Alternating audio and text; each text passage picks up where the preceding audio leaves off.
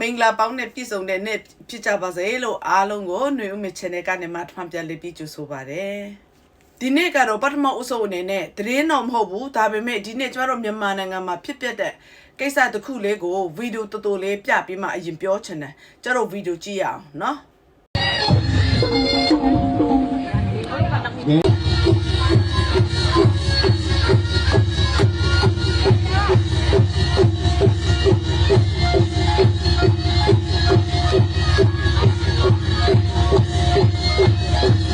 ဒီနတ်ကတဲ့ဥစ္စာကဗုဒ္ဓဘာသာနဲ့သက်ဆိုင်တယ်လားတော့ကျမလည်းသိစိတ်တော့မသိဘူးเนาะဘယ်ဘာသာနဲ့ပဲသက်ဆိုင်နတ်ကတဲ့ဆိုလို့ရှိရင်နတ်ဝတ်စုံတော့ရှိကြမှာပဲเนาะမနစ်တုန်းကလည်းနတ်ကတဲ့လူတယောက်ကကြက်အရှင်လက်ကိုစားလို့စစ်ခွေးတွေဘက်ကနေမှတရားစွဲတယ်ဆိုလားwarningပေးတာဆိုလားမသိဘူးအဲ့မျိုးတစ်ခုလောက်ခဲ့ပြီးပြီเนาะဆိုတော့ဒီနတ်ကတဲ့သူတွေကသူတို့ရဲ့စီးထဲမှာသူတို့မနေဘူးကချင်လွယ်အိတ်ကိုကြိုက်တဲ့လူမျိုးတွေကြိုက်တဲ့နေရာမှာလွယ်လို့ရတယ်နေရတကာမှာလွယ်လို့ရပါတယ်ဒါပေမဲ့လွယ်အိတ်နဲ့ဓာတ်ကိုကနေရတကာမှာလွယ်လို့မရဘူးကချင်ရိုးရာအနေနဲ့သုံးတာမဟုတ်ဘဲနဲ့ကြိုက်တဲ့နေရာမှာဒီကချင်လွယ်အိတ်နဲ့ဓာတ်ကိုလွယ်လို့မရဘူးကချင်လွယ်အိတ်ကိုကြိုက်တဲ့နေရာမှာလွယ်လို့ရပေမဲ့ကချင်လွယ်အိတ်နဲ့ဓာတ်နှစ်ခုနဲ့ပေါင်းပြီးဆိုလို့ရှိရင်တော့သုံးမဲ့နေရာတိတန့်ရှိတယ်နက်ကတဲ့ထဲမှာဒီကချင်လွယ်အိတ်နဲ့ဓာတ်ကင်ပြီးမှမနောကတလို့လာလုတ်တဲ့ဒီဒရောင်းစားကဘာတူလဲဆိုတာတော့မသိဘူးကချင်ရိုးရာမှာကင်တဲ့သူတွေဒီတယောက်ကဘာတူလဲဆိုတာကိုစုံစမ်းပြီးတော့ warning ပေးရမှာဖြစ်တယ်ဒီတိုင်းကြတော့ထားလို့မရဘူးเนาะဆိုတော့အခုဒီနက်ကနေတဲ့သူတွေလဲကိုယ့်ရဲ့စီးထဲမှာကိုယ့်ရဲ့ဘောင်ထဲမှာနေကြပါဘယ်ရိုးရာကိုမှနင်းတို့မထိကြပါနဲ့เนาะခွင့်ပြုမြန်မာနိုင်ငံကိုဓမြတိုင်းယူပြီးတဲ့နောက်ပိုင်းမှာဘယ်ဘာသာရေးမှမဆိုလေတိတ်ပြမအစင်မပြေဘူးအခုနက်ကတဲ့ထဲမှာလဲเนาะကြက်ဒီအစိမ်းစားပြတာမျိုးတွေအခုကျမတို့ကချင်လွယ်အိတ်နဲ့ဒါနဲ့မနောကတလို့လိုလိုက်ကာတာမျိုးတွေမျိုးစုံတော့ဘာသာရေးထဲမှာလဲမျိုးစုံပြဿနာဖြစ်နေတယ်ကျောင်းမှာဆိုလို့ရှိရင်ကျောင်းအလိုက်ပြဿနာဖြစ်ကြတယ်နေရကန်တအတီးတီးထဲမှာမြန်မာနိုင်ငံမှာအရင်တော့မကြားဘူးတဲ့အရာတွေမမြင်ဘူးတဲ့အရာတွေအများကြီးဟာခွေးတောင်စားမင်းအောင်လိုက်ဒီမြန်မာနိုင်ငံကိုဓမြအတိုက်ယူပြီးတဲ့နောက်ပိုင်းမှာဖြစ်ပေါ်နေတယ်။နော်နတ်ကတဲ့သူတွေကျတို့ဒီကချင်ရိုးရာနဲ့ပတ်သက်ပြီးတော့နောက်တစ်ခါမလုပ်တော့ပါဘူးဆိုတဲ့ဥစ္စာကိုထွက်ပြောရမယ်။မထွက်ပြောဘူးဆိုလို့ရှိရင်တော့ကျတို့ဒီကချင်ရိုးရာအနေနဲ့ခေါ်ယူဆုံးမခြင်းကိုတော့ခံရလိမ့်မယ်လို့ကျွန်တော်ပြောချင်တယ်နော်ပြီးလို့ရှိရင်နောက်တစ်ခုအနေနဲ့ကတော့မနေ့ကဖြူဖြူကျော်သိန်းရဲ့တခြင်းလို့ကျွန်တော်တင်ပေးလိုက်တဲ့အခါမှာတချို့ကျတော့ကော်နီရဲ့တခြင်းပါလို့ပြောတယ်ကျွန်တော်တင်ပေးလိုက်တဲ့တခြင်းထဲမှာတော့ကော်နီနဲ့ဖြူဖြူကျော်သိန်းနဲ့ပေါင်းပြီးမှတည်ဆိုထားတဲ့တခြင်းဖြစ်တယ်ဒါကတော့ကော်နီရဲ့တခြင်းဖြစ်မယ်ထင်တယ်လို့အားလုံးဝိုင်းပြောကြတဲ့အတွက်ကြောင့်လည်းကျေးဇူးတင်တယ်နော်ပြီးလို့ရှိရင်နောက်တစ်ခုအနေနဲ့ကတော့မနေ့ကဖေဖော်ဝါရီလ16ရက်နေ့ည9:00နာရီကျော်လောက်မှာကျတော့ဖကန်ကတဲ့မော်မှာမြေပြိုကျတာဖြစ်ခဲ့တယ်မြေပြိုကျတော့လူပေါင်း20ကျော်ကတော့မြေပြိုတဲ့အထဲမှာပါသွားတယ်ဆိုတာကိုတွေ့ရတယ်ဆိုတော့ကျတော့မြန်မာနိုင်ငံကမီးရှိတဲ့နိုင်ငံမဟုတ်တဲ့ခါကျတော့မီးဒီကောင်းကောင်းလေးလှုပ်ပြီးတော့မြေပြိုတဲ့အထဲမှာပါသွားတဲ့လူတွေကိုရှာဖို့အတွက်လည်းအင်မတန်မှခက်ခဲတယ်ဆိုတော့မတည်တဲ့သူတွေလည်းတည်သွားလိမ့်မယ်လို့ထင်တယ်ဖကန်မော်ရီထဲမှာနေတဲ့ရေမစဲကြောက်ကောက်တဲ့သူတွေပဲဖြစ်ဖြစ်ကြောက်တူးနေတဲ့သူတွေပဲဖြစ်ဖြစ်တနစ်ကိုနော်နှစ်ခါသုံးခါပုံမှန်လောက်မြေပြိုလို့တေးသွားတယ်ဆိုတာတွေအများကြီးရှိတယ်ဆိုတော့ဒီရေမစဲကြောက်ကောက်တဲ့သူပဲဖြစ်ဖြစ်မော်ထဲမှာနေတဲ့သူတွေအထူးဖြင့်သတိပြုကြပါနော်မြေစာပုံဆိုတာကမြေကြီးကိုတူးပြီးမှပုံထားတာဖြစ်တဲ့အတွက်ကြောင့်မြေကြီးတစ်ခုနဲ့တစ်ခုကကောင်းကောင်းလေးကတ်နေတာမဟုတ်ဘူးမြေကြီးကမာနေတာမဟုတ်ဘူးတူးပြီးမှတင်ထားတာဖြစ်တဲ့အတွက်ကြောင့်အချိန်မရွေးပြိုသွားနိုင်တယ်မြေစာပုံနားတွေမှာလည်းမအိတ်ကြပါနဲ့လို့တော့ကျွန်မပြောချင်တယ်နော်မြေစာပုံပြိုကျသွားလို့အသက်ပေးခဲ့ရတဲ့ကျတော့မြန်မာပြည်သားတွေအရောက်စီတိုင်းတွေလည်းစိတ်မကောင်းဘူးသက်ဆိုင်တဲ့မိသားစုတွေအားလုံးနဲ့လည်းထပ်တူထပ်မြဝမ်းနေကြေကွဲပါတယ်ဆိုတဲ့အကြောင်းပြောပြချင်တယ်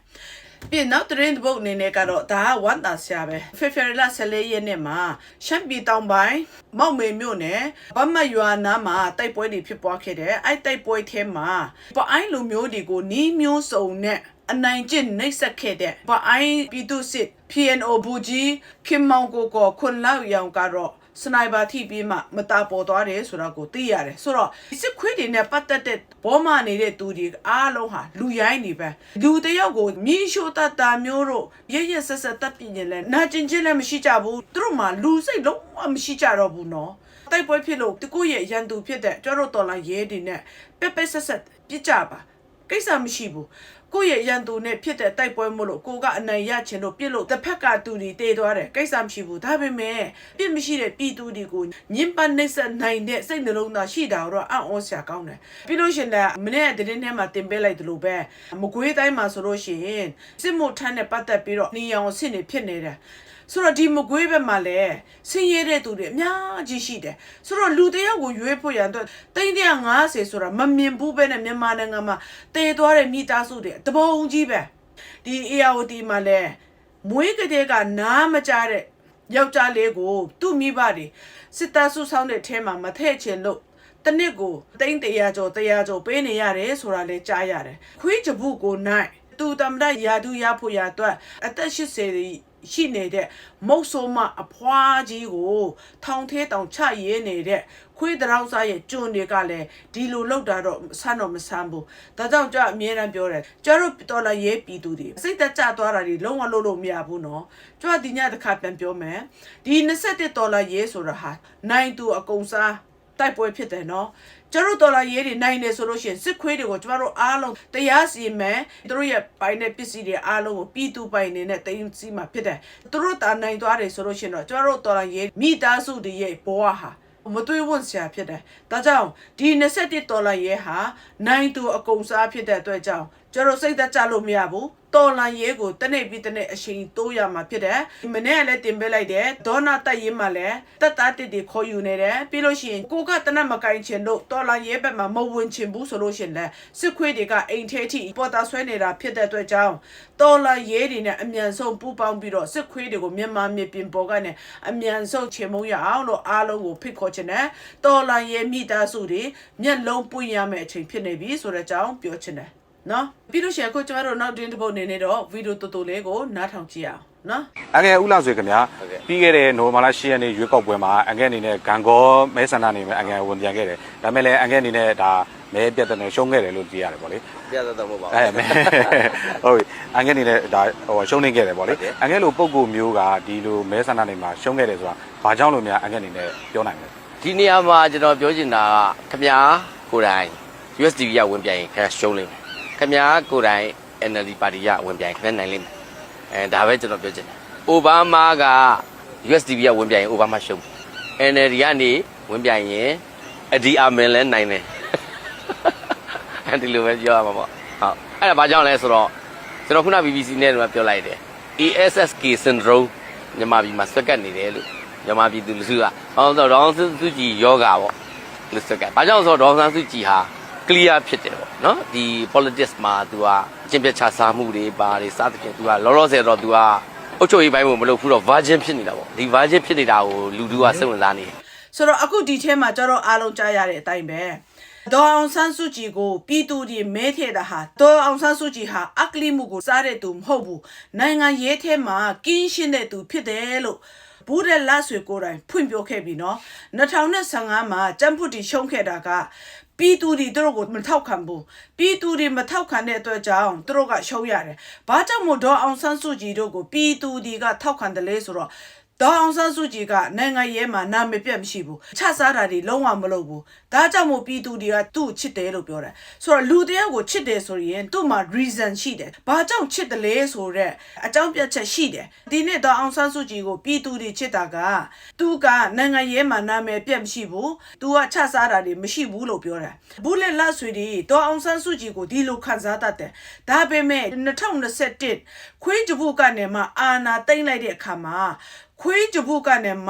ှဒေါ်အောင်ဆန်းစုကြည်ပေါ်မှာမကောင်းကြံတဲ့အရာအားလုံးကိုခွေးကြပုလုတ်ပြီးတဲ့အချိန်ကျတော့ခွေးကြပုရဲ့ကြုံတွေကခွေးကြပုပြောတဲ့အတိုင်းအားလုံးကိုလက်ခံရတယ်။ဒါကြောင့်မို့ဒီနေ့ခွေးကြပုနဲ့အတူခွေးကြပုကိုထောက်ခံတဲ့သူတွေအားလုံးကဒေါ်အောင်ဆန်းစုကြည်ဟာကျင့်ပြတ်ချစားတဲ့သူဖြစ်တယ်။ဒေါ်အောင်ဆန်းစုကြည်ဟာဘာဖြစ်တယ်ညာဖြစ်တယ်ဆိုပြီးမှမကောင်းတဲ့စကားတွေကိုသူတို့ပြောတယ်။အရင်တော့ကဓမြဘိုမင်းအွန်လိုင်းကတမရဖြစ်ချင်တဲ့စိတ်ဓာတ်မရှိခင်တုန်းက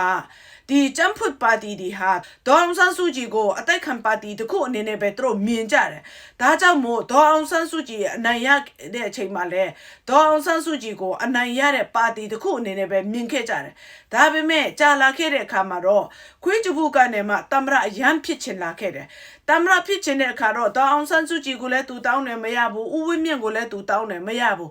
ဒီနင်းတို့ကငါ့ကိုဒီလိုမျိုးငါကောင်းကောင်းတောင်းရင်လည်းနင်းတို့ကမပေးရကောင်းလားဆိုတဲ့အတွက်ကြောင့်မို့မစားရတဲ့အသားတဲနဲ့ပက်တယ်ဒါကြောင့်မို့ဒေါအောင်ဆန်းစုကြည်ကို21မှာဒေါအောင်ဆန်းစုကြည်ကိုရဆရာမရှိအောင်သူတို့ပြောကြတယ်ဒါကြောင့်မို့ကျွန်တော်အမြဲတမ်းပြောတယ်ဒေါအောင်ဆန်းစုကြည်က2021 January လ31ရက်နေ့ထိဟိုအပြစ်ကင်းစင်တဲ့လူတစ်ယောက်ဖြစ်တယ်ဒါပေမဲ့ရာဇဝတ်မှုကိုဘယ်ချိန်မှာကျူးလွန်ခဲ့တယ်လဲဆိုတော့2021 February 1ရက်နေ့ကနေမှဒေါအောင်ဆန်းစုကြည်ကရာဇဝတ်မှုပေါင်းများစွာကိုကျူးလွန်ခဲ့တဲ့တရားခံတစ်ယောက်ဖြစ်လာခဲ့တယ်2021 January လ31ရက်နေ့အထိဒေါအောင်ဆန်းစုကြည်ဟာရာဇဝတ်သားလည်းမဟုတ်ဘူးဒေါအောင်ဆန်းစုကြည်ဟာအင်မတန်မှကောင်းတဲ့လူတစ်ယောက်ဖြစ်ခဲ့တယ်ကျန်းဖွတ်တီရဲ့မျက်စိထဲမှာလဲဒေါအောင်ဆန်းစုကြည်ကိုအတိုက်ခံပါတီအနေနဲ့ပဲမြင်ခဲ့ကြတယ်ဒါပေမဲ့ခွေးကြဘူးရဲ့လူမဆန်တဲ့လောက်ရတဲ့ကြောင်းအုံနောက်မရှိတဲ့ကျန်းဖွတ်တီကအစဘောမတွေအားလုံးရဲ့နားထဲမှာမျက်စိထဲမှာတွေးကြောတွေထဲမှာဒေါအောင်ဆန်းစုကြည်ဟာအပြစ်ရှိတဲ့သူတစ်ယောက်ဖြစ်သွားတယ်ဒါအရှင်းရှင်းနဲ့ပဲအခုဒီနေ့ဒေါအောင်ဆန်းစုကြည်ကကောင်းသလားမကောင်းဘူးလားဆိုတာသူ့ရဲ့တမိုင်းကပြောပြသွားတာဆိုတော့အခုဒီကျန်းဖွတ်ပါတီဒီလည်းအရင်တော့ဒေါအောင်ဆန်းစုကြည်ကိုအတိုက်ခံပါတီအနေနဲ့ပဲမြင်တယ်မမြင်ဘူးဆိုတာကအခုဒီဘူးလက်လက်ဆွေပြောသွားတဲ့အထဲမှာပါဝင်တယ်လွန်ခဲ့တဲ့အချိန်မှာဘူးလက်လက်ဆွေပြောခဲ့တယ်နော်ဒေါအောင်ဆန်းစုကြည်ရဲ့အရေးချင်းဟာတုံညဖြစ်တယ်လို့သူပြောခဲ့တယ်ဘူးလက်လက်ဆွေစတော့ကတော့ဒေါအောင်ဆန်းစုကြည်ဟာအကလီတိုက်စားတဲ့သူမဟုတ်ဘူးသူဟာနိုင်ငံရေးမှာကင်းရှင်းတဲ့သူဖြစ်တယ်ဆိုပြီးမှပြောခဲ့ပေမဲ့ခွေးကြဘူးကနေမှအာနာယူပြီးတဲ့နောက်ပိုင်းမှာတော့ဒေါအောင်ဆန်းစုကြည်ရဲ့တန်ဖိုးကတုံညဖြစ်သွားတယ်ဒါတွေကဘာကြောင့်ဖြစ်သွားတယ်လဲဆိုတော့ခွေးကြဘူးရဲ့ဘောမတွေကသူတို့ကအုံနောက်မရှိဘူးခွေးကြဘူးကနေမှပြောခိုင်းတိုင်းသူတို့ကပြောရတယ်ခွေးကြဘူးကနေမှနင်တို့ရဲ့အုံနောက်ထဲမှာဒေါအောင်ဆန်းစုကြည်ကိုဒီလိုမြင်ရမယ်လို့ပြောလို့ရှိရင်သူတို့မှဒီလိုမြင်တယ်ဒေါအောင်ဆန်းစုကြည်ကိုနင်တို့ကရာဇဝတ်သားတယောက်အနေနဲ့ပြောဆိုရမယ်မြင်ရမယ်တွေးခေါ်ရမယ်ဆိုတဲ့စကားကိုခွေးကြဘူးပြောတယ်ဆိုလို့ရှိရင်သူ့ကြုံတွေကလည်းဒီလိုပဲပြောသွားတယ်အခုဒေါအောင်ဆန်းစုကြည်ကလူကောင်းဟုတ်မဟုတ်ဆိုတာတော့ဘူးလက်လက်ဆွေကိုယ်တိုင်တက်တယ်ခံသွားပြီဒါကြောင့်မို့ဘူးလက်လက်ဆွေလဲဒီဗီဒီယိုကိုနင်းပြန်ကြည့်ပါဒီဗီဒီယိုကိုကြည့်ပြီးပြီဆိုလို့ရှင်တော့နင်းကိုယ်တိုင်ပိုသိမှာပါဒေါအောင်ဆန်းစုကြည်ကရာဇဝတ်တားကောင်ဟုတ်မဟုတ်ဆိုတာတော့နင်းရဲ့စကားကတက်တယ်ခံသွားပြီအရင်တော့နင်းဒေါအောင်ဆန်းစုကြည်ကိုဘယ်လိုမြင်ခဲ့တယ်လဲအခုခွေးကြဘူးအာနာတိတ်လိုက်မှပဲနင့်ရဲ့အပြောအဆိုအမြင်တွေပြောင်းသွားတာဘာကြောင့်လဲဆိုတော့ကိုစဉ်းစားပြီးတော့ငါဟာလူလားတိရစ္ဆာန်လားဆိုတော့ကိုစဉ်းစားပြီးပြောပါလို့ပဲပြောချင်တယ်နော်ပြီးလို့ရှိရင်အခုကျမတို့နောက်သတင်းတစ်ပုဒ်အနေနဲ့တော့ဗီဒီယိုတိုလေးကိုနားထောင်ကြည့်အောင်နော်ကျမတို့တွေရခိုင်ကနေပြီးတော့အဲ့လိုမျိုးတင်မောကြီးနဲ့ဆုတ်ခွာလာပြီးတဲ့အချိန်မှာဒီရန်ကုန်ကိုရောက်တဲ့အချိန်မှာပေါ့နော်စစ်ကြောရေးကိုရောက်တယ်စစ်ကြောရေးရောက်တဲ့အချိန်မှာအကုန်လုံးကွာရခိုင်ကလာတဲ့သူတွေဆိုတော့သွားစရာလည်းမရှိဘူးလာစရာလည်းမရှိတော့စစ်ကြောရေးမှာပဲတောင်းတင်နေကြတယ်ပေါ့တောင်းတင်နေကြတဲ့အခါကျတော့အဲ့မှာအတိုင်းက A1 ဘာတို့တွေဘာတွေကကိုတွေကိုအဲ့လိုမျိုး